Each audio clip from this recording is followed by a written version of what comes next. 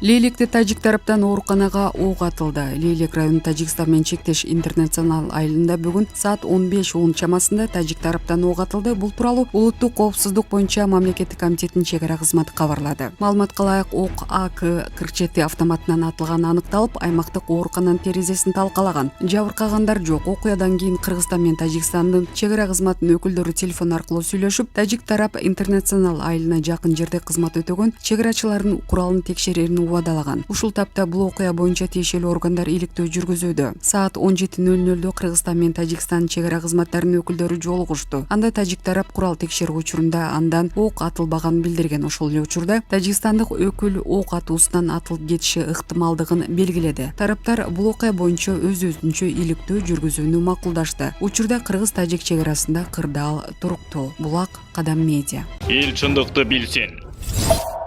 Башкы прокурордун ордун басарлары алмашты. Президент Садыр Жапаровдун 11 августтагы жарлыгы менен башкы прокурордун биринчи ордун басары Нуркамал Набиев кызматынан бошотулуп, ордуна Абай Молдокматов дайындалды. Мамлекет башчынын 11 августтагы дагы бир жарлыгына ылайык баш прокурордун ордун басары Рыспек Альчинов кызматынан бошотулду. Президент Жапаровдун башка жарлыгы менен баш прокурордун ордун басары болуп Кумарбек Токтакунов жана Кубан Адыл уулу дайындалды. Булак Азаттык. Эл чындыкты билсин.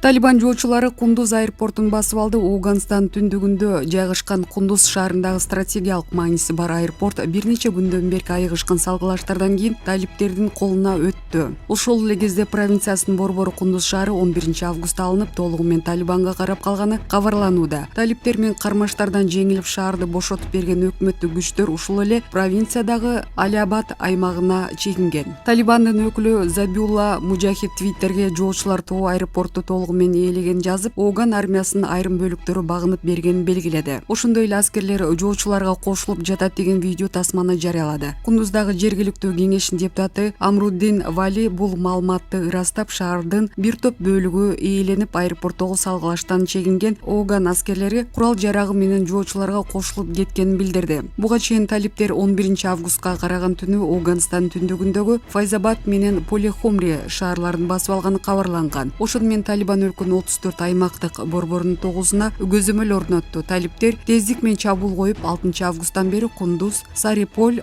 Талукан, Зарант жана Шиберган шаарларын ээлегени маалымдалган. Булак Назарньюс. Эл чындыкты билсин.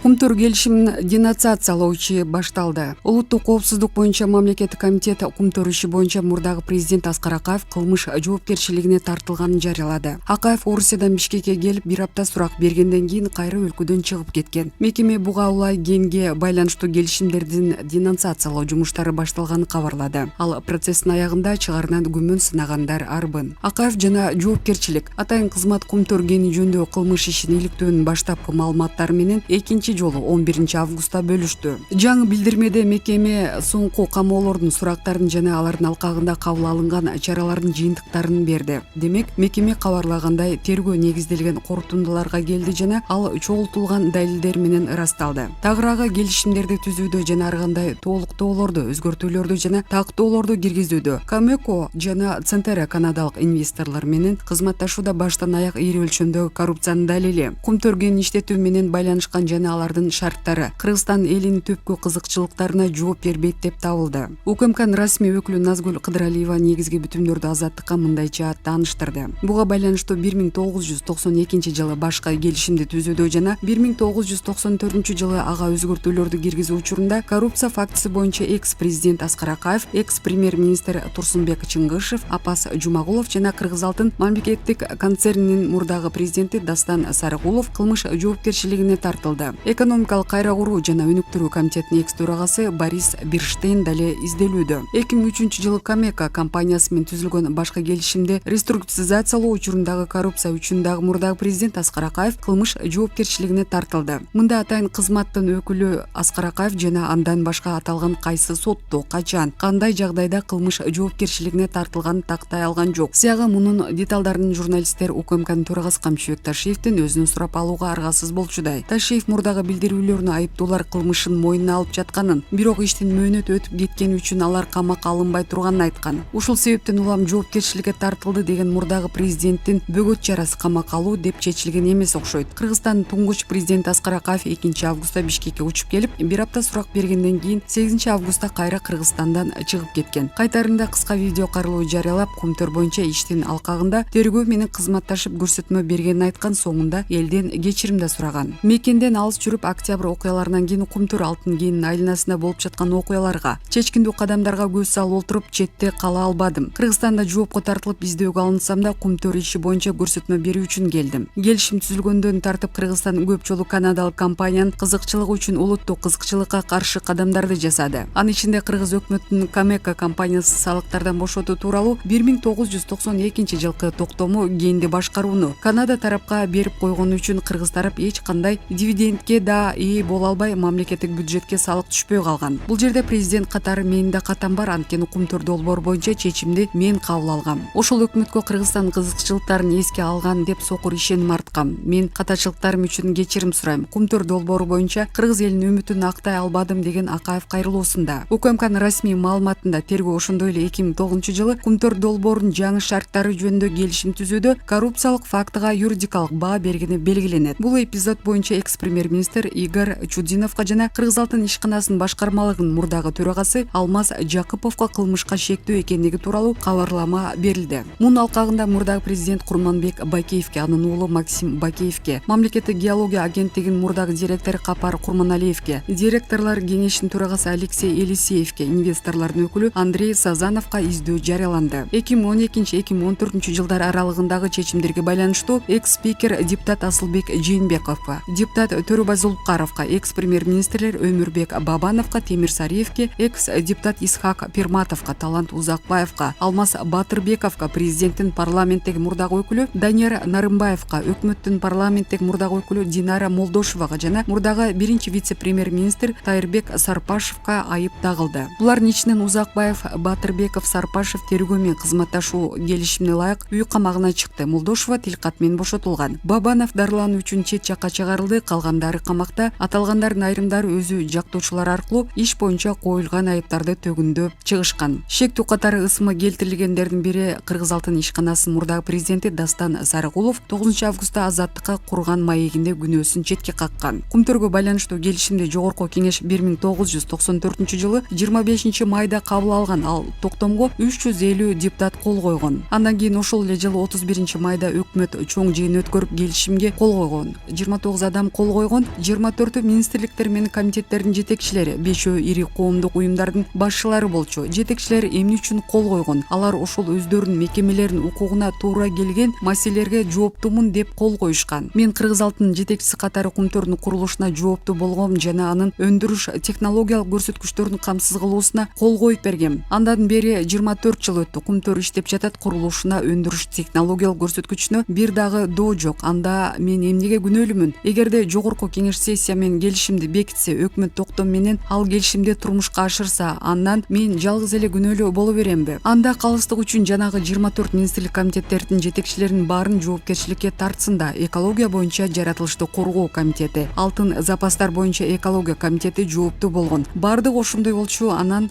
баарын унутуп коюп эле баарына Сарыгулов жооптуудай кылып мага түртүп коюшканы бул саясий куугунтук. УКМК тергөөчүнүн алгачкы маалыматтары менен биринчи жолу быйыл 8-июлда тараткан пресс-релизинде тааныштырган. Ал күнү мекеме жетекчиси Камчыбек Ташиев да басма сөз жыйынын өткөргөн. Анда 2017 жылкы суу кодексине өзгөртүү киргизүү жараяны жана Кумтөрдөн $500 миллион мыйзамсыз чыгарылып кетиши боюнча мурдагы президент Алмазбек Атамбаев, экс-премьер-министр Сапар Исаков баштаган атка минерлердин аракеттерине юридикалык баа берилери айтылган. Соңку кабарында мекеме бул эпизоддор дале иликтенип жатканын тактады. Ал эми 1992-2009 жылдардагы эпизоддор боюнча тергөө акыркы стадияга келди. Денонсациялоо жана анын арты бир ай баштагы басма сөз жыйынында Коопсуздук комитетинин төрагасы Камчыбек Ташиев Кумтөр иши тууралуу иликтөөнүн жыйынтыгында канадалык компания менен түзүлгөн документтердин баары мыйзамсыз деп табылганын маалымдаган. Натыйжада ал министрлер кабинетин кенге байланыштуу бардык келишимдерди денонсациялоого чакырган. Атайын кызматтын соңку билдирүүсүндө бул боюнча чараларды мекеме өзү баштаган айтылды. УКМКнын расмий өкүлү Назгүл Кыдыралиева буларга токтолду. Тергөөдө аныкталган коррупциялык фактыларды жана Канада канадалык инвесторлор менен Кыргызстан элинин кызыкчылыгына жооп бербеген келишимдердин шарттарын эске алуу менен тергөө республиканын башкы прокуратурасы менен бирге Кумтөр долбоору боюнча келишимдерди денонсациялоо процессин баштады, деди ал. УКМК мында да келишимдерди жокко чыгаруу боюнча так кандай аракеттер жүрүп жатканын, эмне чаралар көрүлгөнүн жана башка маселелерди ачыкка чыгарган жок. Кыргызстан министрлер кабинети жогорку кеңешинин чечими менен быйыл 17-майда Кумтөр Голдко 3 айга убактылуу сырттан башкаруу киргизилген. Мындай сунушту парламентке алтын кенге байланыштуу түзүлгөн мамлекеттик комиссия берген. Сырттан башкаруу деген сөз бул кенди иш жүзүндө Кыргызстандын бийлиги башкарат дегенди түшүндүрөт. Өкмөттүн атынан кенди азыр Теңиз Бөлтүрүк жетектөөдө. Компаниянын тыштан башкаруу зарыл болсо дагы узартылары айтылган. Бирок азыр маселе же сүйлөшүү аркылуу чечилет, же соттош аркылуу чечилет. Үчүнчү жол кенди биротоло улутташтыруу же келишимдердин баарын жокко чыгаруу. Бирок өкмөт бул жолго түшсө, анда артка жол жок. Кыргызстандын Тоо кенчилер бирикмесинин төрагасы Дүйшөнбек Камчыбеков өз ойлорун ортого салды. 17 августта тышкы башкаруунун мөөнөтү бүтөт. Аны узартабызбы же кенди өзүбүзгө алабызбы? Кыскасы, бир жактуу чечим кабыл алышыбыз керек. Же келишүүбүз керек, же келишимдерди жокко чыгарып улутташтырышыбыз керек. Буга чейинки келишимдердин бардыгы коррупциялык жол менен кабыл алынган деп таап, аларды денонсация кылабыз дегени бул баары жаңы барактан башталсын деген ой. Анда парламент, өкмөт жана башка бардык мекемелер өздөрүнүн чечимдеринин баарын жокко чыгарышы керек. Бул боюнча Конституциялык соттун чечими бар, ал дагы артка кайтарылып жокко чыгышы керек. Бирок эгер ушинтип денонсацияга барган күндө дагы Америка Кошмо Штатындагы же Швециядагы эл аралык арбитраждык соттон качып кутула албайбыз. Кыргыз өкмөтү мурдада ушундай эле учурларга кабылганын билебиз. Ошол эле Кумтөр эл аралык соттордун биринде утуп алып, Кыргыз алтындын акцияларын камакка алдыртып койгон фактылары болгон. Ошон үчүн эгер биз утуп алсак, бул чоң жеңиш. Эгер утулуп калса, анда аларга компенсация төлөп берип калышыбыз мүмкүн. Кумтөр кендеги жагдайды иликтеген мамлекеттик комиссия канадалык Centerra Gold компаниясы Кыргызстанга салык жана экологиялык санкция түрүндө 4 миллиард 252 миллион доллар төлөшү керек экенин билдирген. Май айында болсо Бишкектин Октябрь райондук соту Centerra Gold'ту Кыргыз алтындын экология мыйзамдарын бузган үчүн мамлекетке 261 миллиард 719 миллион 674 миң сом кенемти төлөп берүүгө милдеттендирген. Ишкана мындай дооматтарды четке каккан жана Кыргызстандын өкмөтүнүн үстүнөн эл аралык сотко бир нече арыз менен кайрылган. Булак Азаттык.